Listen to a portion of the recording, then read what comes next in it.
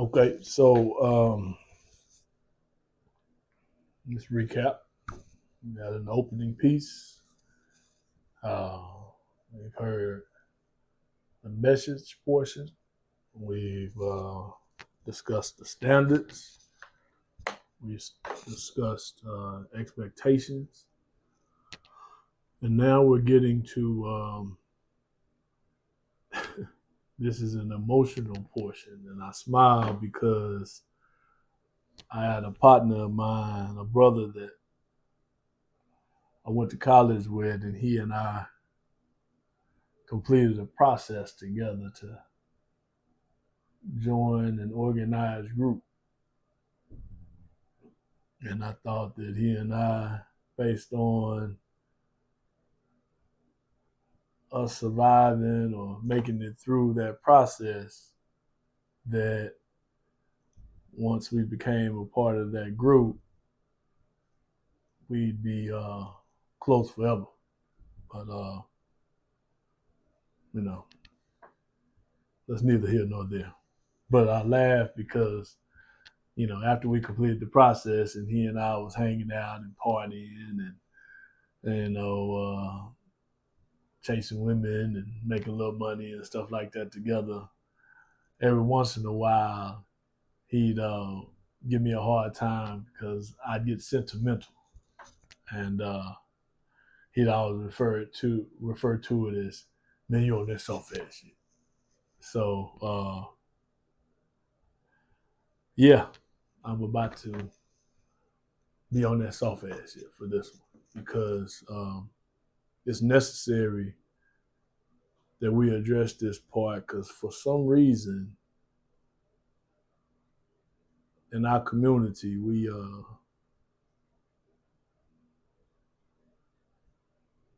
don't know how to forgive. We don't know how to say we're sorry. We hold grudges, and those grudges we carry those grudges, with us for years. And I want to share a quote with you all, and y'all got to forgive me for not knowing exactly who the author of this quote is, but I thought it was certainly impactful, and I want to share it. It says, "Holding a grudge is like drinking poison and waiting for the other person to die." Let you marinate on that one for a minute. Holding a grudge is like drinking poison and waiting for the other person to die.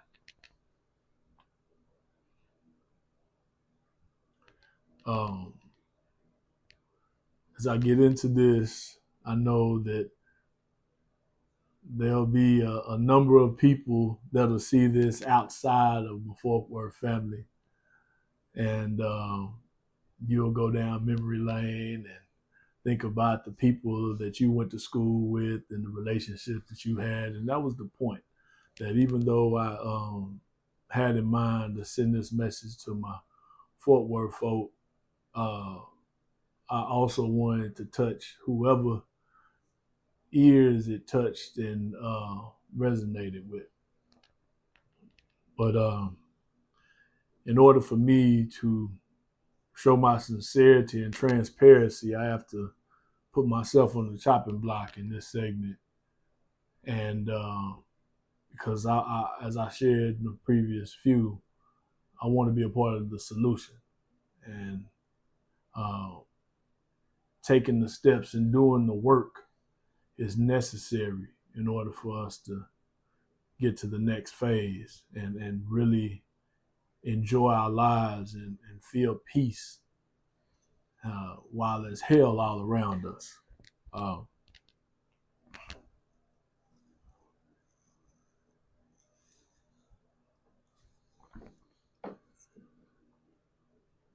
Sharonda, I'm sorry. You were kind, loving. You offered your time, your heart, uh, and my attention was on Rika and trying to coerce her in a different direction. And as we all know, and casting no aspersions on Rika or no shade at all, her mind was made up way back then on the direction that she was going to go. And for whatever reason, I thought I could change her mind. Shouts out to Rika and her beautiful relationship. As I shared before in the previous segments, Mrs. Haynes Waters. It's awesome to find one that loves you and you love them. And hope y'all last forever. But yes, Rhonda, while my attention was there and your attention was on me, I mishandled your love and affection and feelings. I mistreated you. And even though I see your pictures on Facebook of you with your beautiful family, and I think that one of your children just finished school, so congratulations for that. I could have did a better job with caring for you the way you cared for me. Fred, hey man, I know I used to hate my guts, bro, and as I look back on that situation, I remember you had so much rage and anger against me, man. I don't know if you remember, we crossed paths at the car lot, that Clay Cooley right there off 20 in Arlington. And you had so much rage in your eyes. I knew we had some business that we needed to tend to, man, but that just wasn't time and place because we was going to jail that day, acting like niggas, ain't no other way to say it, and acting like niggas on them good white folk property. They trying to make money selling vehicles, and we out there acting like it's the playground. So I had to live with getting in my vehicle and driving off and letting you think whatever you thought about me at the time. And this is probably gonna go over that 7 minutes that I talked about, and I think I went a little bit over my last couple, but I was trying, y'all. But I didn't understand the hurt that you felt until it happened to me. And like I shared in the previous segments, you may not have had the tools necessary to deal with that embarrassment, hurt, pain that you turned toward me, but more than likely it was toward her for mishandling your trust and making you believe that it was just you. So technically, we was the hoes in that situation, and she was the pimp. I won't mention her name because she's married now, and like I said, I don't want nothing but good for all of us. So you know who I'm talking about. I apologize, man, because once that happened to me, I knew what you felt, and nobody deserves that. So may not ever be friends, might not ever cross paths again, but you deserve that, man. I apologize. Coy,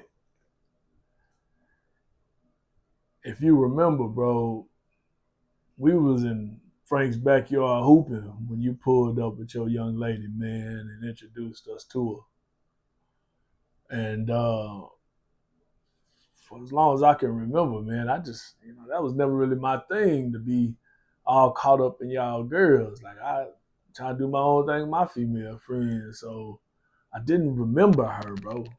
I said that then, and I know you didn't believe me, and I know that one of our other partners, he probably took action on your behalf because he was the one who paid me back, and I ain't talked to him since I didn't talk to him since then up until last year when he attended my sister's funeral. But um, when I saw her again, at a nightclub, bro. Mind you, it's night. I go to the club to win. And when she approached me, and I got winning on my mind, and it's dark in the club, and all I can remember is that on that day that you introduced us, that she was a brown skinned sister with long hair. I didn't put the two and two together, man. But nonetheless, that broke up a potential bond that we could have had. And I want you to know that I never trusted another uh, cat either around any lady friend that I had had. I wouldn't consider myself. I got a couple friends now, whatever. But for the most part, I keep my distance too, man, because this seems to be the thing to do these days is to backdoor one another's old ladies and carrying on, man. And I know that bothered you, bro. So I apologize for causing you that kind of pain. Um, so there we have it. Those are the ones I remember that I haven't talked to since I was younger. Any other mistakes that I've made, and being able to make contact, face to face contact with the person, I've done my best to make right the wrong if possible. Um, and in so doing, me falling on my sword and talking about when I was the assailant and my wrongdoing affected the victim.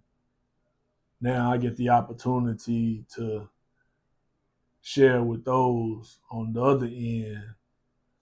PAT, I forgive you, bro. I maybe you was doing it in an effort to right the wrong that you thought I did with Coy, but you, we grown men now. You moved on, married, got kids yourself. It's all good, man. Uh, I forgive you. Nitty, hey man, I never thought that I was better than you, bro. I just felt like it was always a competition.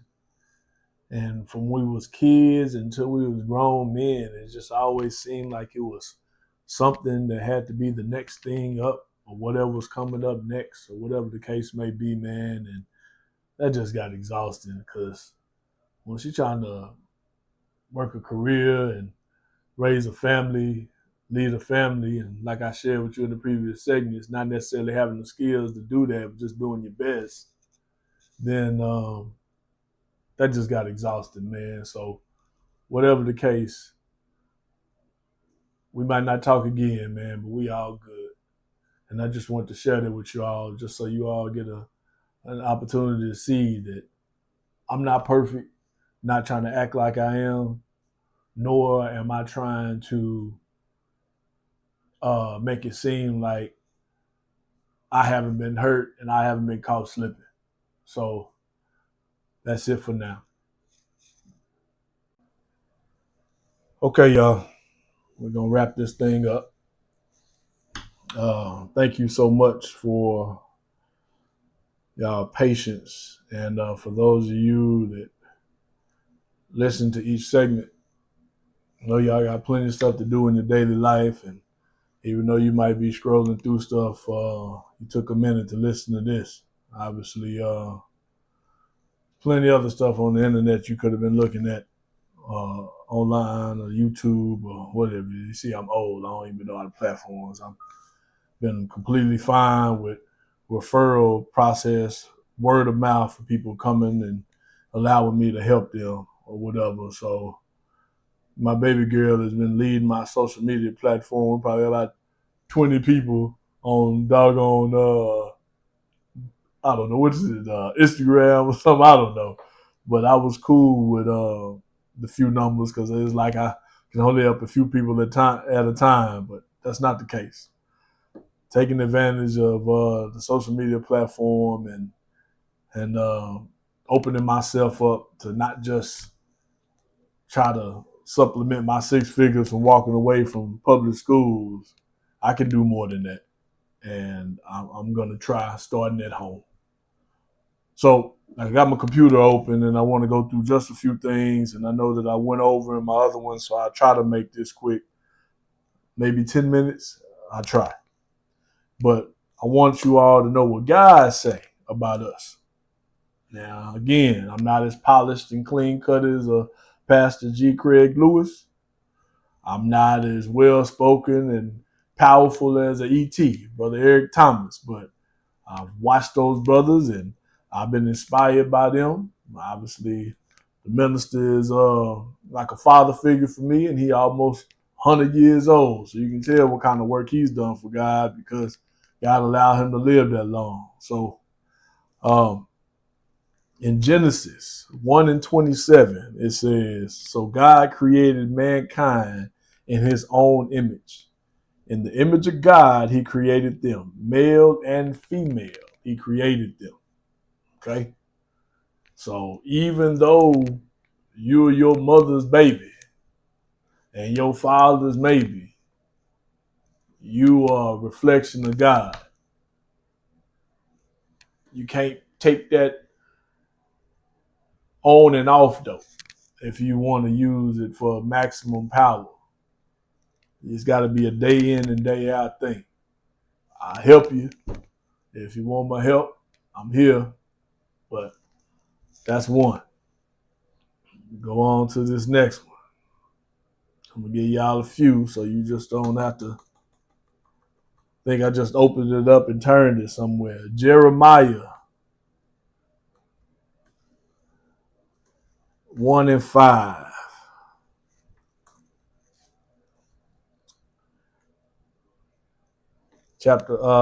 Chapter 1, verse 5 says, before I formed you in the womb of your mother, I knew you. Before you were born, I set you apart. I appointed you as a prophet to the nations. So again, if we were spirit and God knew our spirit before we had this earth suit, our bodies, then again, that's a reminder that we come from God. So we got to be in the mindset of God. I got certified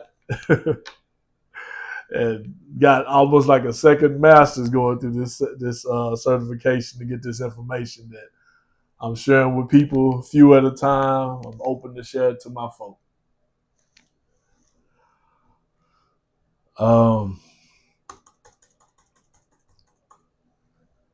Philippians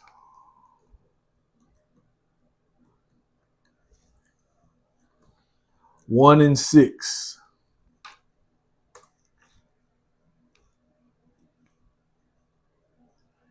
God says, be confident of this, that he who began a good work in you will carry it on to completion until the day of Christ Jesus. Now, I'm not no holy roller. I'm not a Bible thumper, but the facts is the facts. And if this is the oldest book of all the books made, we don't know, but it's the most common in our Western civilization. Obviously, we know we're the original people of the earth. So in Western civilization, when we were taken from our homeland here, off our blood and sweat and tears to build what we know as America, be confident in this, that he who began a good work in you will carry it on to the completion. So if Jesus was the perfect example of man, meaning he was God in the flesh, and we're the heirs to the throne because he is our brother and we're his brothers and sisters, then there's a power in us that we haven't tapped into yet because we're allowing our circumstances to get the best of us and think that day in and day out life, being on the hamster wheel or going to work every day, trying to take care of the kids, try to set aside a little hair money for the ladies, Set aside a little haircut money and a little Jordan money, a little jewelry money, whatever it is, a little car money, a little drinking money. If Friday nights is the only night that we get a chance to celebrate, Saturday night after we done gave up Monday through Friday, there's more to life than that. Okay?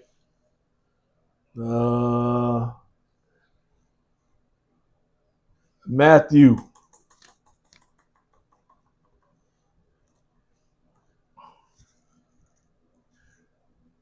chapter 5, 14 through 16. And I'm going to finish up with this one.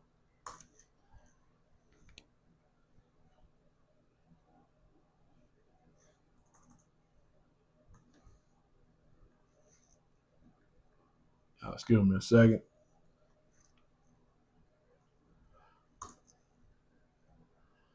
All right. Ye are the light of the world. A town built on a hill cannot be hidden. Neither do people light a lamp and put it under a bowl. Instead, they put it on a stand, and it gives light to everyone in the house. In the same way, let your light shine before others, that they may see your good deeds and glorify your Father in heaven. When we start thinking about what God wants for us and what we were made for, stop trying to show out or show off. They people. They're God's children too. They're God's creation too. We putting too much energy and effort into what people think of us and rather what God thinks. I know that I'm living out my purpose.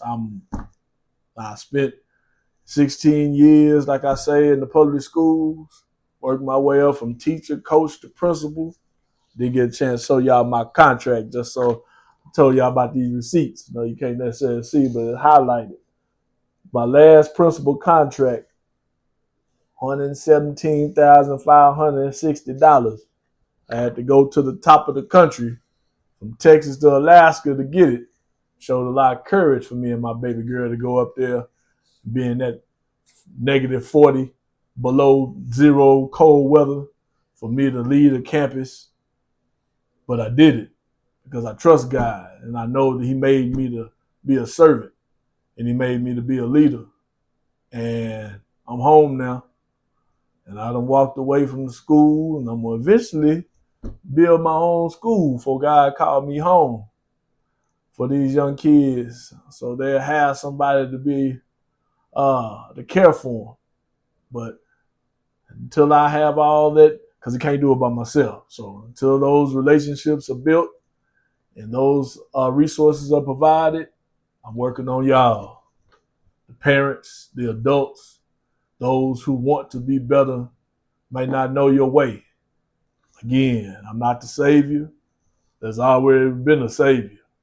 But if I can be a companion to walk with you down your pathway, I will. I love y'all.